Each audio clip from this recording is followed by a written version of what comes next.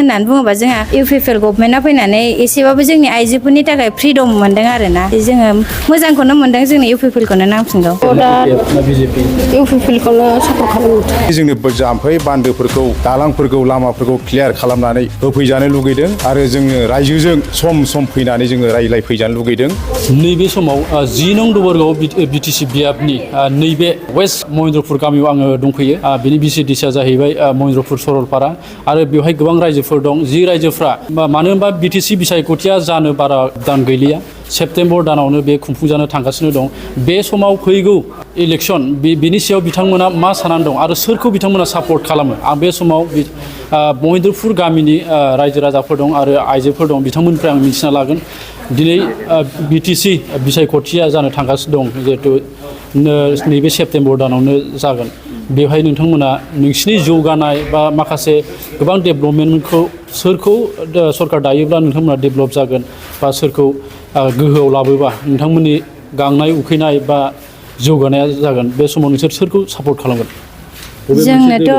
UPPLखौनो नांफिनगौ प्रमद बर' सारजोंनो जों सापर्टआव दङ आरो माने होननानै बुङोबा जोंहा UPPL गभर्नमेन्टआ फैनानै एसेबाबो जोंनि आइजोफोरनि थाखाय फ्रिडम मोनदों आरोना एसे जोङो मोजांखौनो मोनदों जोंनो UPPLखौनो नांफिनगौ सिगां सम BPFआ जिहेतु गोलाव सम सरकार सालायबाय हाग्रामा महिलारी बिथाङा 15 बोसोरसिमबो जाबाय आरो नैबे देबोरगाव समस्तिनि बिथाङा आथिखालाव MCLAयावबो देरहानानै दङ मालाबा समाव MCLA जानानै हाग्रामा महिलारी बिथाङा नोंथांमोननि बे जायगायाव फैफेरदोंना फैफेराखै जोंथ' फेस टु फेस रायज्लायफेरनोनो मोनाखै दासिमबो सारा जोंनियाव फैफेराखै सिं मालाबा गावसिनि पार्टिजों फैदों खोमा खिन्थु जों अपेनलि नुफेराखै आरो फैफेराखै जौगानायाथ' बुंनो थाङोबा गैयानो होनजायो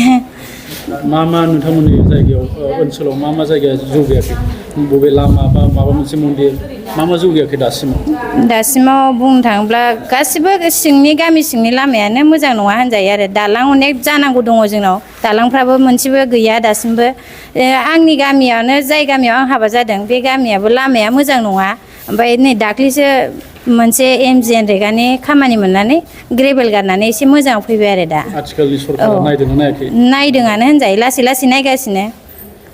नोंसिनि देबोरगाव BTC बियाबाव दाबो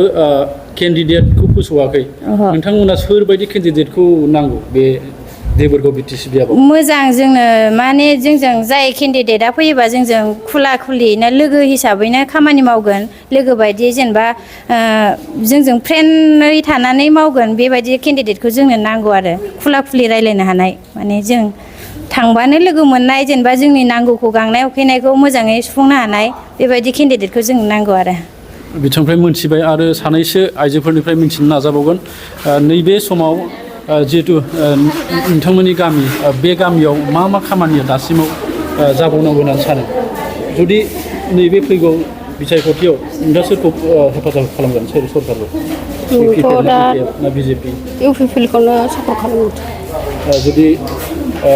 मा बेलायाव जौगाजानायखौ लुबैयो दा नोंथांमोननि गामियाव नोंनि फारसेनिफ्राय दाथ' एसे एनै गामि सिं लामा जाबावनांगौ दं आरो बेफोरखौ एसे सरकारखौ मा खालायगोन आथिखाल प्रमद दैदेननाय सरकारखौ मा खालायगोन दा प्रमद सारा जोंनि सिं नाहरनांगोन आरो बे समाव बिथांनिफ्राय मिथिबाय गामिनि गावबुरा दङ बिथाङा मा फोरमायगोन जिहेतु बिसायख'थिया खाथियावनो दा मा फोरमायगोन बे समाव बिसायख'थिया जिहेतु जानो थांगासिनो दं निउसलाइखौ बरायबाय दा जोंनाव नैबे बिटिआर सरकारा 5 बोसोर जानोसै दा इलेक्सनाबो फैगासिनो दङ दा बेवहाय जोङो बुंनानै लानांगौबा गोबांथार जेंना दं जोंनाव जोंनि अल महेन्द्रपुरावनो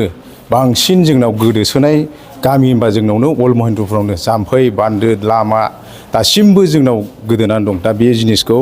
दिनै बिटिआर सरकारा जोंनाव मोजांथारै नायफैनाय बायदि जोङो नुनो मोनाखै बेनिखायनो जों पाब्लिकआ एसे दुखु मोननानै दङ आरो इलेक्सन समफ्राव एसे मोजांथारै अननायफोरखौ जों लुगैदों दा बेनिखायनो जोङो एसे रायजो राजाफ्रा दुखु मोननाय दं बेनिखायनो जोंहा नांगौआ जोङो गैया हिसाबै जोंनि महेन्द्रपुर ओनसोलावनो जोङो गासिबो गैयि गोजा मावनानै जाग्रा गोजा जों गायाबा फुवाबानो जों मोनजाया बेनिखायनो जोंनो जाम्फै बान्दोफोरखौ दालांफोरखौ लामाफोरखौ क्लियार खालामनानै होफैजानो लुगैदों आरो जोङो रायजोजों सम फैनानै जोङो रायज्लायफैजानो लुगैदों बेखौनो आङो बुंनानै दोनथ'नाय जाबाय। नैबे महेन्द्रपुर वेस्ट महेन्द्रपुर गामियाव रायजो राजाफोरनि गोसोनि खोथाखौ मिथिबाय बिथांमोना मा लुबैयो आरो सोरखौ फैगौ समाव बिथांमोना मदद खालामगोन बेखिनिखौनो बे समाव दिन्थिनानै दोनथ'बाय। गोजोन्थों।